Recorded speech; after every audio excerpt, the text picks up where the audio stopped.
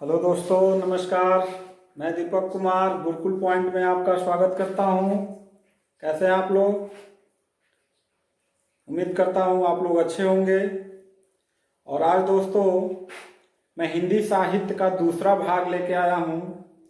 पहला भाग मैं दे चुका हूं आदिकाल, और आज जो पार्ट मैं देने वाला हूं उसका नाम है भक्ति काल। भक्ति काल से बहुत सारे प्रश्न यहाँ पे बनाए गए हैं और परीक्षा के दृष्टिकोण से बहुत ही महत्वपूर्ण है भक्ति काल, क्योंकि यहाँ भक्ति काल को हिंदी साहित्य का स्वर्ण काल कहा जाता है। हिंदी साहित्य का क्या कहा जाता है? स्वर्ण काल कहा जाता है। ठीक है, तो आज हम आपको बताने वाले हैं बहुत ही शानदार ट्रिक के साथ, जीवन में कभी भूलेंगे नहीं। तो आप शुरू से लास्ट तक वीडियो में जरूर बने रहें, और लास्ट तक आप देखेंगे कि जिस प्रकार से हिंदी साहित्य का प्रथम भाग मैंने इतनी शानदार ट्रिक के साथ आपको बताया था, उतनी ही शानदार ट्रिक के साथ आपको बताऊंगा परीक्षा में एक भी क्वेश्चन आपका गलत नहीं होगा। तो चलिए दोस्तों शुरू करते हैं। यहां देखिए, हिंदी साहित्य के दूसरे भाग को हम कहते हैं भक्ति काल के नाम से जानते हैं। इस काल में भक्ति यानी भगवान के प्रति भक्ति को काफी महत्व दिया गया था, इसीलिए हिंदी साहित्य में इसे हिंदी साहित्य का स्वर्ण काल के नाम से जाना जाता है। प्रश्न आपसे पूछेगा कि हिंदी साहित्य में किस काल को स्वर्ण काल के नाम से जाना जाता है, तो आंख बंद करके भक्ति काल को टिक कर लेंगे। चलिए भक्ति काल के भेद को देखते हैं। देखिए, भक्ति काल को दो भागों में बांटा गया था, एक सगुण भक्ति और एक निर्गुण भक्ति। अब यहां देखिए, सगुण भक्ति और निर्गुण भक्ति का मतलब समझ लीजिए। ये जो सगुण भक्ति था, यह ऐसी एक भक्ति थी जिसमें भक्त जो होता था भगवान की मूर्ति बना के पूजा करता था, यानी भगवान का प्रतिरूप बना के उसकी पूजा किया करता था। ऐसे भक्ति कि जो भी कवि निकले उन्हें सगुण भक्ति के अंतर्गत रखा जाता है। और ऐसे भक्ति करने वाले संत जो भगवान की मूर्ति बनाकर ना बल्कि निरंकार रूप यानी जिसका कोई आकार ही ना हो, तो ऐसे कवि को निर्गुण भक्ति के अंतर्गत रखे जाते हैं। चलिए अब पहले सगुण भक्ति को जानते हैं। देखिए, सगुण भक्ति के भी दो शाखा निकला, यानी भक्ति करने की दो शाखाएं निकली, यानी दो प्रकार के कवि निकले। एक निकला राम भक्ति शाखा और दूसरा निकला कृष्ण भक्ति शाखा। ठीक है, राम भक्ति शाखा मतलब कि राम के प्रति जो ऐसे कवि हुए जो राम के बारे में बहुत सारे ग्रंथ लिखे, उनकी कविताएं लिखी, उनके पूजा में भक्ति में बहुत सारे ग्रंथ लिखे, उनको राम भक्ति शाखा के अंतर्गत रखा जाएगा। और ऐसे कवि सगुण भक्ति में जो कृष्ण के प्रति काफी प्रेम रहा है और कृष्ण के लिए बहुत सारे काव्यों और ग्रंथों की रचना की है, उसे कृष्ण भक्ति के अंतर्गत रखा जाता है। प्रश्न आपसे ये पूछेगा, दो प्रकार से प्रश्न पूछेगा। एक, ये कवि किस काल के हैं। दूसरा प्रश्न आपसे पूछेगा कि ये किस काल के कवि हैं और उनकी रचना क्या है। ठीक है, तो आपको कवि का नाम याद रखने के लिए एक शानदार सा ट्रिक मैंने ऊपर लिखा है कि तुलसी और मीरा रहीम दास की कब्र के बिल में सूरजमुखी का रस जलाती हैं। ठीक है दोस्तों, कैसा ट्रिक आ गया, बहुत शानदार ट्रिक है, एकदम मस्ती के साथ पढ़िए। यहां देखिए, तुलसी और मीरा रहीम दास की कब्र के बिल में सूरजमुखी का रस जलाती हैं। ऐसे ही हिंदी साहित्य के पार्ट 1 में मैंने ऐसे ही ट्रिक दिया था। कौन सा ट्रिक दिया था? वो भाग 1 में आप देखिए, बहुत शानदार ट्रिक है। ऐसे ही सारे कवियों का नाम आपको एकदम मुंहजबानी याद हो जाएगा, आपको रटने की जरूरत ही नहीं पड़ेगा।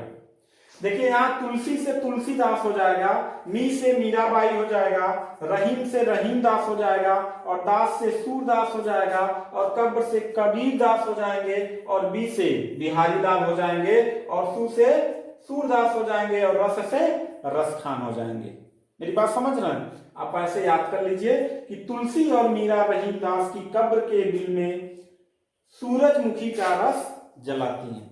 चलिए अब देखते हैं, ये तो सगुण भक्ति का आपने समझ लिया कि राम भक्ति शाखा के हैं, कृष्ण भक्ति शाखा के हैं। अब आते हैं निर्गुण भक्ति के अंतर्गत आते हैं। निर्गुण भक्ति के अंतर्गत भी दो चीजें हुई, जैसे यहां पे हुआ ऐसे दो चीजें यहां पे हुई। एक संत काव्य धारा निकला, एक सूफी काव्य धारा निकला।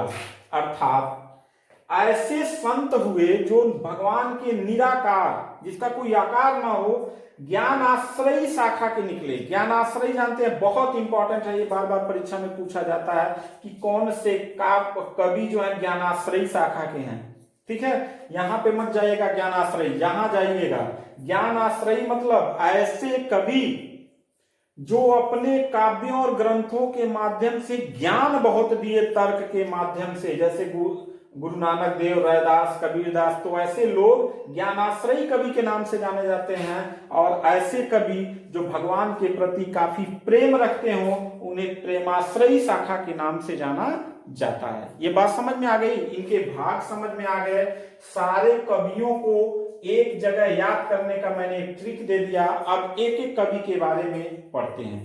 ठीक है, पहले तुलसीदास जी के बारे में पढ़ते हैं। तुलसीदास जी के बारे में पता है ना आप लोगों को, पत्नी से बड़ा प्रेम करते थे, बहुत प्रेम करते थे पत्नी से। पत्नी उनकी गुस्सा के चली गई मायके, और ये एक बार जो है कि मतलब पत्नी वियोग के कारण ये रात को ही पहुंच गए पत्नी के पास।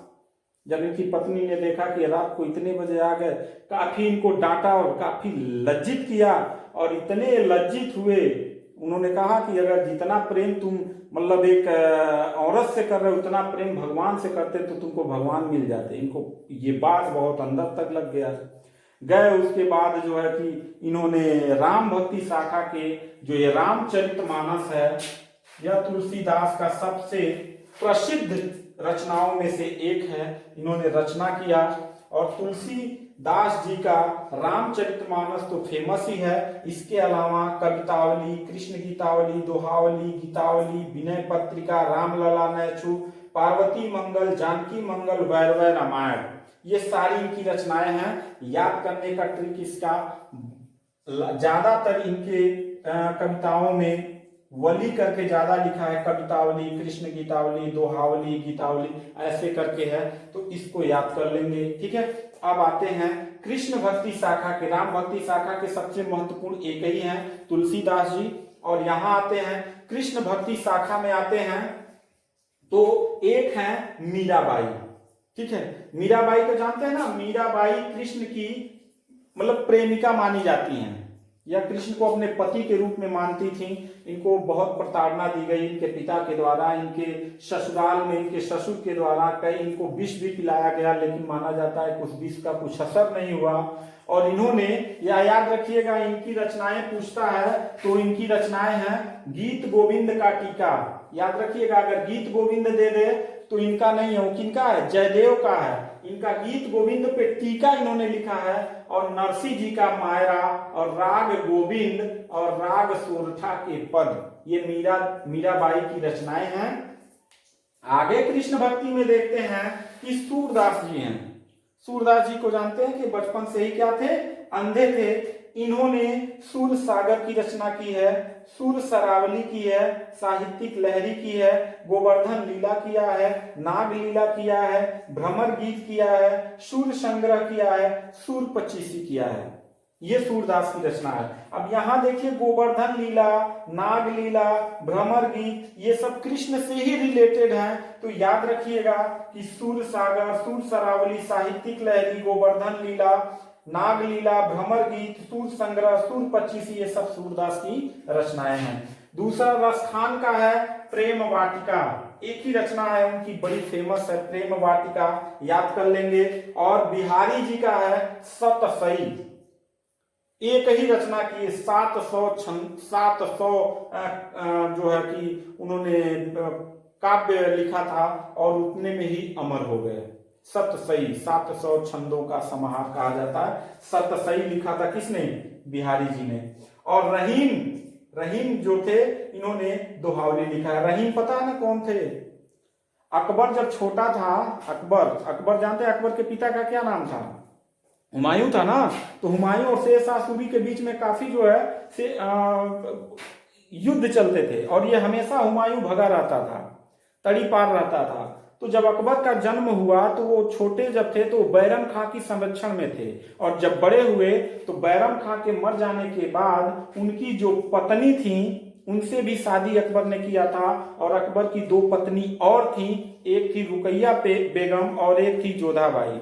तो ये जो थे ये बैरम खां की पत्नी के पुत्र थे, और यह जो रहीम दास थे ये काफी जोधाबाई के संपर्क में रहते थे। और आपको पता होगा कि जोधाबाई हिंदू समुदाय से थी और अकबर मुस्लिम समुदाय से थे, फिर भी जोधाबाई अपने परंपरा और अपने धर्म को वहां भी उन्होंने जीवित रखा। उसका प्रभाव पड़ा कि बैरम खां के पुत्र रहीम भी कृष्ण के भक्ति में काफी जो है आगे निकल गए, जिनको हम जानते हैं मुगल काल का जब आप इतिहास पढ़ेंगे तो अब्दुल रहीम खान खाना का उपाधि दिया था अकबर ने, तो वही रहीम है। इन्होंने रहीम दोहावली लिखा है, कृष्ण के लिए लिखा है, ठीक है। और ये प्रेम वाटिका हो गया रसखान का। अब आते हैं संत काव्य धारा में ज्ञानाश्रयी कवियों के बारे में। गुरु नानक जी ने, आप गुरु नानक जी के बारे में पूरा जानते हैं, सिख समुदाय के प्रथम गुरु हैं। और रैदास ये जो है कि निम्न जात के थे, इन्होंने भी बहुत सारे तर्क दिए हैं। कबीर दास जी के बारे में तो मतलब सब लोग जानते हैं। ये प्रश्न बहुत इंपॉर्टेंट है, मेरे बाबू मेरे बच्चा ये याद कर लीजिएगा। कबीर दास जी से बहुत सारे प्रश्न पूछे जाते हैं, खास करके ये जो 3 मैंने अंडरलाइन किया है, वेरी इंपॉर्टेंट क्वेश्चन, नोट बना लीजिएगा। कबीर दास को वाणी का डिटेक्टर कहा जाता है, पंचमेल खिचड़ी वाले कवि कहा जाता है, सधुकड़ी भाषा वाले कवि कहा जाता है। इन्होंने एक रचना किया था बीजक, इनको खुद लिखना पढ़ना नहीं आता था, इनके शिष्य लिखते थे। बीजक में 3 है, साखी शब्द रमैनी को मिला के बीजक कहा जाता है, यानी इनकी 3 रचनाएं हैं, साखी शब्द और रमैनी। अब आते हैं यहाँ देखिए वाणी का डिटेक्टर, मतलब कि एक ऐसे ये संत थे कि ये गाते गाते कुछ भी गा देते थे। तो इनकी पढ़े हैं ना, कंकड़ पत्थर जोड़ के मस्जिद दियो बना, ऐसे करके मैं कुछ भी गाते रहते थे, जो ही बोल देते थे वही उनका कविता हो जाता था। इसीलिए पंचमेल खिचड़ी वाला भाषा के कवि भी कहे जाते हैं। और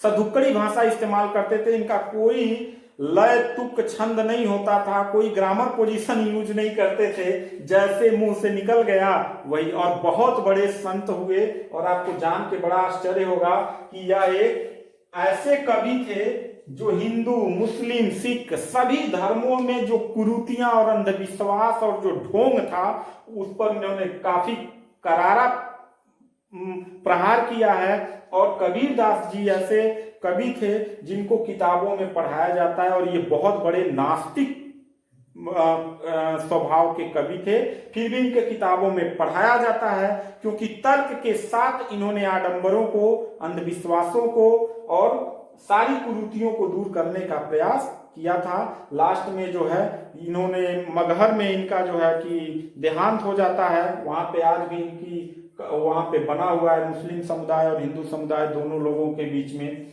फिर आगे बढ़ते हैं सूफी काव्य धारा यानी प्रेमाश्रयी कवि माते मलिक मोहम्मद जैसी के बारे में। यह दरबारी कवि थे फरीद खां। फरीद खां जानते हैं ना, शेर शाह सूरी का बचपन का नाम फरीद खां था। इन्होंने रचना किया है पद्मावत, अखरावट, 12 मासा, आखिरी कलाम और चित्ररेखा। और सबसे ज्यादा इनका पूछा जाता है 2, पद्मावत और अखरावट, ठीक है। तो दोस्तों ये जो भक्ति काल का सिर्फ एक ब्लैक बोर्ड पे मैंने जितना लिख दिया है, इससे ज्यादा का पूछ ही नहीं सकता है। और अगर आप लेना चाहिए तो इसका स्क्रीनशॉट जरूर ले लीजिए और ऐसे अपना नोट्स बना लीजिए। और ये याद रख लीजिए, तुलसी और मीरा रहीम दास की चंद्र के बिल में सूरजमुखी का रस जलाती हैं। आपको टोटल भक्ति काल के सभी कवियों के नाम आपको याद हो जाएंगे। और रचनाओं पे एक बार निगाह डाल लीजिए, ये सारी रचनाएं बहुत कठिन नहीं हैं। और हिंदी साहित्य से भक्ति काल से अगर कुछ भी पूछ दे तो आपका गलत नहीं होगा। और दोस्तों अगर आपको ये वीडियो अच्छा लगा हो तो आप हमारे चैनल को जरूर सब्सक्राइब कर दें और लाइक कर दें, और कमेंट बॉक्स में आप जरूर बताएं कि यह आपका हिंदी साहित्य का भाग 2 आपको कैसा लगा। जय हिंद, नमस्कार, थैंक यू।